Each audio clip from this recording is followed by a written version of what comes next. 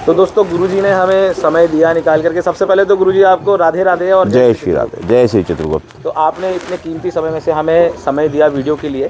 तो गुरुजी मैं सबसे पहले ना आश्रम में जब आया हूँ बाहर से, तो काफ़ी सारी चीज़ें ऐसी देखी जो मुझे समझ में नहीं आ रही थी, और जब मुझे समझ में नहीं आ रही तो हो सकता है हमारे जो भक्त हैं, जो वीडियो ये देख रहे हैं, दर्शक जो देख रहे हैं, उनको भी समझ में नहीं आएंगी। तो पहले तो मैं एक एक चीज़ के बारे में आपसे जानना चाहूँगा बाहर से।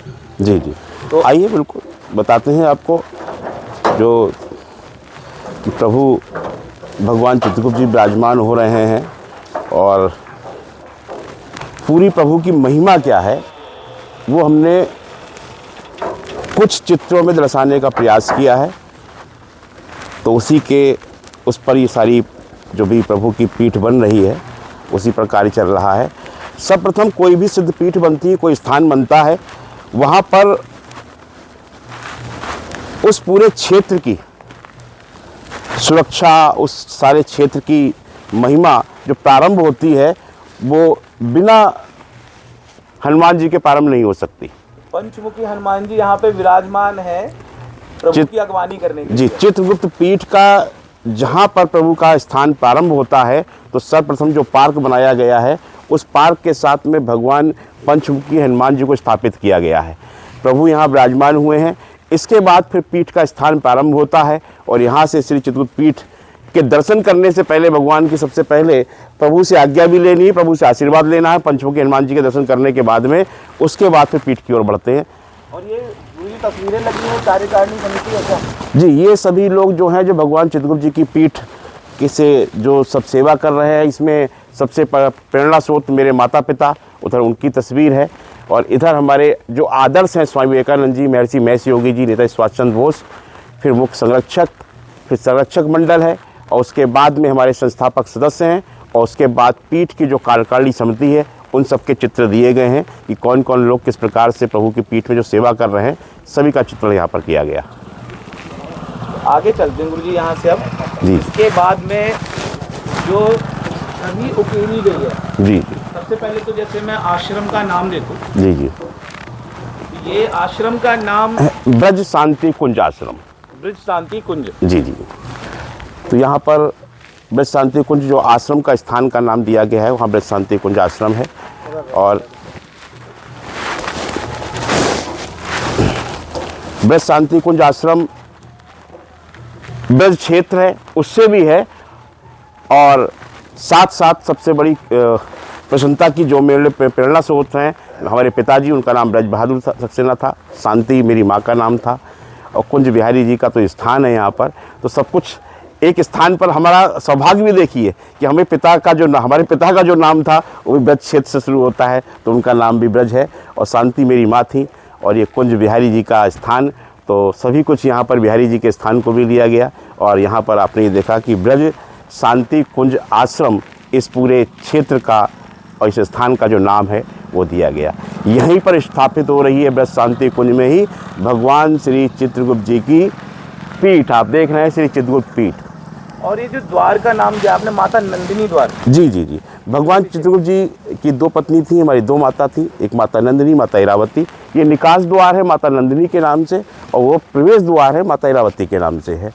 अब प्रथम यहाँ पर, क्योंकि ये पूरी परिक्रमा बनाई गई है, होता क्या कि पहले लोग सोचते यहाँ पर आपने प्रवेश द्वार क्यों नहीं दिया। प्रवेश द्वार क्योंकि परिक्रमा उल्टी हो जाती, इसलिए पूरी परिक्रमा के हिसाब से बनाया गया है। प्रवेश द्वार आगे है। ये निकास द्वार जो आप देख रहे हैं निकास द्वार है। पूरी परिक्रमा करके मंदिर के अंदर से दर्शन करने के बाद जब आएंगे तो इस द्वार से आपका निकास होगा। यहाँ पर अब आप देखेंगे जो आप कह रहे हैं कुछ समझ में नहीं आ रहा है, शायद इसी के लिए पूछ रहे थे। जी गुरुजी। इन चित्रों को देखने के बाद में ये चित्रों को देख करके ऐसा लगता है कि मानो कोई कथा चल रही हो। जी, बहुत सुंदर। कम से कम इतना समझ में आपको आया है। आइए यही हम बताते हैं कि भगवान चित्रगुप्त जी की पूर्व गुरुजी आदि योगी भगवान शिव भी आपने विराजमान। जी जी जी जी, देखिए शिव शंकर, प्रभु भोलेनाथ, महादेव, हनुमान जी भी आपका ही स्वरूप हैं, तो महादेव भी आपके स्वरूप में। ये मंदिर के कोई भी स्थान, दिव्य स्थान जो है, जो दिव्य पीठ हैं, वहाँ पर सबसे पहले आपको प्रभु के ही दर्शन मिलने चाहिए। वही हमने इसका कार्य प्रारंभ करा है, और यहाँ की कई मान्यताएं हैं जो आगे धीरे धीरे आपको बता चलूँगा। अब हम चलते हैं कि महादेव के बाद में अब आपने पहले चित्रण की ओर जब पहुँचेंगे तो यहाँ पर आप एक देख रहे हैं कि यहाँ ओम ओमकार के साथ ब्रह्मा विष्णु महेश विराजमान है। ओम ओमकार ब्रह्मांड का सबसे बड़ा सत्य, ये वो सत्य है जो निराकार स्वरूप है। इसी पर सब कुछ सृष्टि आधारित है, इसी पे सृष्टि चल रही है और यही सृष्टि के रचयिता है। निराकार स्वरूप के रूप में ओमकार है और उन्होंने जब इस सुंदर सृष्टि का संकल्प लिया तो निराकार स्वरूप ने अपने 3 स्वरूप ब्रह्मा विष्णु महेश के रूप में अपने आप को साकार रूप में स्थापित किया, जो सृष्टि को सभी स्थापित करने का जो कार्य हुआ। अब तीनों देवों ने अपने अपने जब कार्य प्रारंभ कर दिए तो उस कार्य के बाद में तीनों को इस बात का ध्यान आता है कि जितने भी कार्य कर रहे हैं, ब्रह्मा जी का काम है सृष्टि उत्पत्ति करने का, विष्णु जी का कार्य है लालन पालन का, महादेव का कार्य है मोक्ष प्रदान करने का, लेकिन समस्त कार्य क्या है? कर्म प्रधान है। कर्मों के आधार पर ही तीनों देवों को कार्य करना है। जब तीनों देव को इसका ध्यान आता है फिर चिंतन करते हैं और चिंतन के बाद ब्रह्मा जी ये निर्णय लेते हैं, प्रण करते हैं कि जब तक मैं उस स्वरूप को स्थापित नहीं करूंगा, उस स्वरूप को साकार रूप में नहीं लाऊंगा, जिस स्वरूप को समस्त प्राणियों के कर्मों के आधार पर फल देने का कार्य करना है और हमें बताना है कि किसको किस योनि में प्रवेश देना है, किसके लालन पालन में अपार सुख संपत्ति होनी चाहिए, किसके लालन पालन पर दारुण दुख होने चाहिए, कोई कर्मों के आधार पर करने किसका मोक्ष प्रदान होना है या नहीं होना है, वो बताने वाले देवता कहाँ हैं। जब इस बात का ज्ञान होता है तो ब्रह्मा जी तपस्या पर बैठते हैं और उनकी तपस्या से प्रसन्न होकर भगवान चित्रगुप्त जी प्रकट होते हैं। भगवान चित्रगुप्त जी जो कि समस्त प्राणियों के उनके कर्मों के आधार पर फल देने वाले देवता हैं, वो प्रकट होते हैं और आप प्रकट होने के बाद में तीनों देवों के साथ में बैकुंठ धाम में विराजमान होते हैं। ये चित्र आपको एक हमारी जो कथा है उसी को यहाँ पर चित्रण करने का प्रयास किया गया है। सूक्ष्म रूप से किस प्रकार से समझाया जाएगा, जब आएंगे तो लोग समझेंगे कि पहले ओमकार के साथ तीनों देव, फिर ब्रह्मा जी की तपस्या के बाद भगवान चित्रगुप्त जी, उसके बाद में बैकुंठ धाम में विराजमान हुए। यहाँ पर यही मंदिर का जो विशेषता है, यहाँ बैकुंठ धाम की स्थापना हो रही है। एक तो भगवान चित्रगुप्त जी की मूर्ति जो कि 51 फीट की प्रतिमा वहाँ पर स्थापित हो चुकी है, उनके सामने ब्रह्मा जी तपस्या करते हुए हैं, एक तरफ महादेव हैं, एक तरफ विष्णु जी हैं। मंदिर का जो प्रांगण उसके चारों पार्कों में, चारों कोनों में चारों देव स्थापित होंगे। उसके बाद में जब प्रभु ने ये यहाँ पर स्थापित होने का निश्चय कर लिया, निर्णय ले लिया, तब आपने सबसे पहले क्या करा, क्योंकि भगवान चित्रगुप्त जी की बहन है यमुना जी, आप यमुना जी से मिलने पहुँचे और यमुना जी ने अपने प्रभु का, भगवान का, अपने भाई का देखिए किस प्रकार से प्रेम भाव से स्वागत किया। और जब यमुना जी से मिलन हो गया, आशीर्वाद हुआ, उसके बाद में भगवान चित्रगुप्त जी इस दिव्य स्थान पर विराजमान हो गए। भगवान चित्रगुप्त जी की जो पीठ है वो यहाँ पर स्थापित 5 चित्रों में हमने पूरी पीठ का चित्रण करने का प्रयास किया है। ये बताया है कि पीठ कैसे बन रही है, प्रभु की महिमा क्या है, और इसके बाद यहाँ पर प्रभु पूरे परिवार के साथ विराजमान होते हैं। दोनों माताएं हैं और भगवान चित्रगुप्त जी के 12 पुत्र जो हैं उनकी यहाँ पर को दर्शाया गया है। अब विराजे कहाँ है? ठाकुर जी की नगरी में। तो बिना ठाकुर जी के कैसे पीठ का कार्य हो सकता है?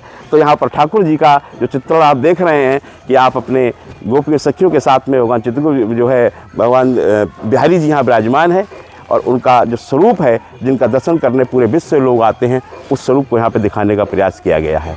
उसके बाद में ये जो क्षेत्र है वो गोवर्धन क्षेत्र में आता है। वृंदावन गोवर्धन का मध्य भाग है, तो वृंदावन में ठाकुर जी विराजे और गोवर्धन में गोवर्धन की लीला हुई, तो गोवर्धन का चित्रण किया गया, वो दिखाया गया है कि इन दोनों के मध्य में ये प्रभु की पीठ स्थापित की जा रही है।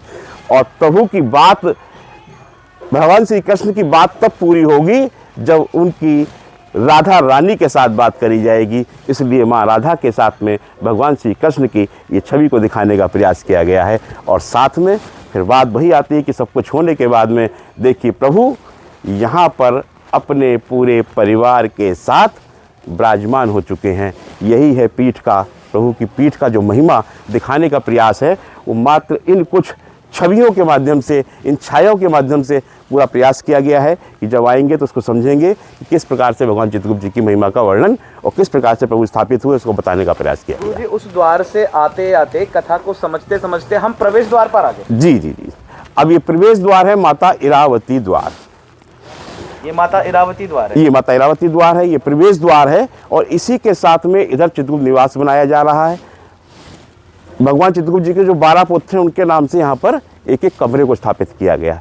आप देख रहे हैं सारी कुटियों के नाम लिखे हैं, ये उनके 12 पुत्रों के नाम लिखे हैं। उनके पुत्रों के नाम से एक एक कुटी बनाई जा रही है एक कुटिया में सभी लोग यहाँ रखेंगे। अस्थाना कुटी हो गई, माथुर कुटी हो गई, निगम कुटी हो गई, उधर से चली है कुलशेष कुटी है, सक्सेना कुटी है, श्रीवास्तव कुटी है। इस तरीके से 12 कुटियाँ यहाँ पर बनाई गई हैं और दिखाया गया है भगवान चित्रगुप्त जी के 12 पुत्र यहाँ पर विराजमान होकर सेवा करें आके, उनके लिए कुटी बना दी गई है।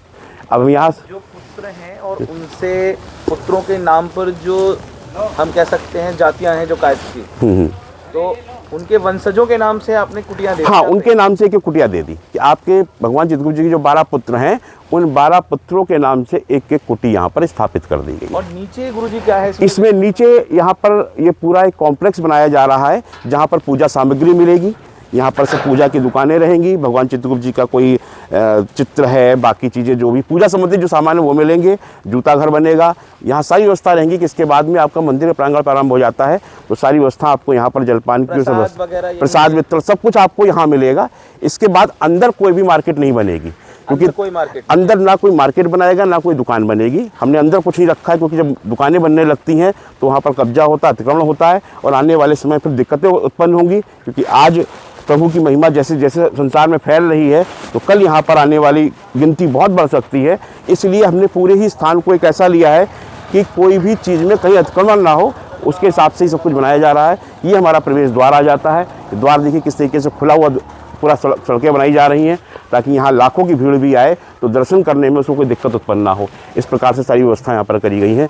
ये श्री चित्रगुप्त निवास, पूरा स्थान चित्रगुप्त निवास का है और भगवान चित्रगुप्त जी के ही नाम से पूरा ये निवास स्थान बनाया जा रहा है। यहाँ पर 50 कमरों का गेस्ट हाउस बनाया जाएगा जो यहाँ पर पूरा तैयार होगा, जिसमें अभी 12 कुटी बन चुकी हैं। अब इसमें और कुटियों की स्थापना की जाएगी। 50 कमरे पूरे बनाए जाएंगे इसमें पूरे 50 कमरे बनाए जाएंगे। ये जो आगे जो पिलर में देख रहा हूँ ये सब इसी का ये सब इसी का हिस्सा है, इसी का हिस्सा, ये सब इसी का हिस्सा है। गुरुजी जैसे आश्रम ये है अभी आपका इस तरफ, जी जी जी, और इस तरफ चित्रगुप्त निवास हो गया। जी जी। इसके अलावा हम पीठ में और क्या क्या बना रहे हैं? अब ये जो आश्रम है ये अभी अस्थायी रूप से, इसका बाद में आश्रम हमारा मंदिर के पास बनेगा। ये विद्यालय का क्षेत्र है, तो ये विद्यालय यहाँ पर गुरुकुल विद्यालय रहेगा और उसके बाद में यहाँ पर वैदिक विवाह स्थल रहेगा। वैदिक विवाह स्थल? जी, वैदिक विवाह स्थल यहाँ पर गरीब कन्याओं के विवाह के लिए एक स्थान बनाया जा रहा है।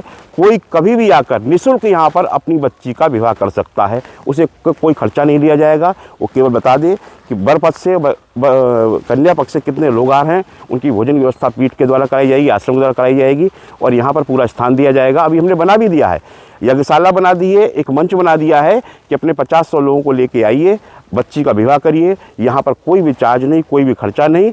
हर बच्चे की शादी के लिए एक स्थान यहाँ बना दिया गया और कन्याओं का विवाह निरंतर यहाँ पर जारी भी है। शुरुआत में मैं जब गुरुजी आश्रम में आया हूँ तो आश्रम में आते हुए हमने देखा धर्मेश्वर महादेव विराजित है वहाँ पे। जी जी। फिर यज्ञशाला भी है। जी जी। फिर एक मंच बना रखा है, वो विवाह के हिसाब से बनाया। जी, सत्संग का भी, सत्संग का अंदर बना दिया।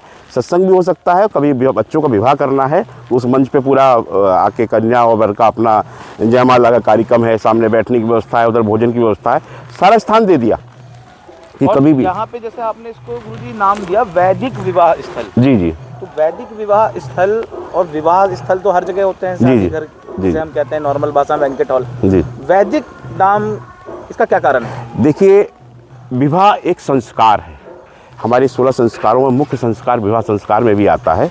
तो विवाह संस्कार के अंदर जो विवाह लोग कर रहे हैं वो विवाह वैदिक रीति रिवाज से किया जाता है। वैदिक रीति रिवाज क्या है कि आप वेदों का उच्चारण, वेद मंत्रों का उच्चारण कभी भी रात्रि काल में नहीं कर सकते। वैदिक विवाह का जो कार्य है वो सिर्फ और सिर्फ कब हो सकता है? सूर्य अस्त से पूर्व। सूर्यास्त होने के बाद में वैदिक मंत्रों का उच्चारण नहीं होता। तो यहाँ पर जो भी विवाह होंगे वो वैदिक रीति रिवाज से होंगे, वो दिन में ही करने होंगे। समस्त कार्य दिन में ही सूर्य उदय से सूर्य अस्त के बीच में करने होंगे। जो भी शुभ समय होगा वो समय निकाल के दिया जाएगा। उस समय आने के बाद में वहाँ पर वैदिक रीति रिवाज से हम विवाह कर सकते हैं। यही वैदिक विवाह में और विवाह में अंतर है। विवाह तो लोग रात्रि में पार्टी करके कर रहे हैं, वैदिक विवाह केवल वैदिक रीति रिवाज के साथ किया जाएगा। तो वैदिक विवाह तो गुरुजी 4 लोगों में भी कर सकते हैं हम? जी जी जी। वो पहले कर ले, शाम को फिर पार्टी कितनी करो? हाँ, ये हम सबको संदेश देते हैं कि आप जो अपनी कन्या को जो आशीर्वाद दे रहे हैं वो वैदिक परंपरा के अनुसार दीजिए। वैदिक परंपरा कहती है कि आप सूर्य से पहले फेरे का कार्य करवा लीजिएगा। तो वो अपने मुख्य फेरे के समय होता कौन है? जो वैदिक मंत्रों का उच्चारण हो रहा है, जब अग्नि की से को साक्षी मानकर एक सूत्र में बंधने जा रहे हैं। वो जो कार्य करना है उस समय कोई नहीं होता, वर पक्ष होता है, कन्या पक्ष होता है। तो हम कहते हैं कोई भी कितना बड़ा कार्यक्रम करना चाहता है, कहीं भी करे, किसी भी जगह करे, लेकिन वैदिक रीति रिवाज से, वैदिक परंपरा के अनुसार जो मेन कार्य है, जो मुख्य कार्य है, वो दिन में कर लेना चाहिए। अपने दोनों परिवारों को एकत्रित करें, कन्या को पक्ष को और वर पक्ष को, और उसका जो भी संस्कार का कार्य है उसको कर दीजिए। रात में अपना जयमाला का कार्यक्रम है, कुछ भी और करना है वो करते रहे, कोई फर्क नहीं पड़ता, वो समय हो जाता है।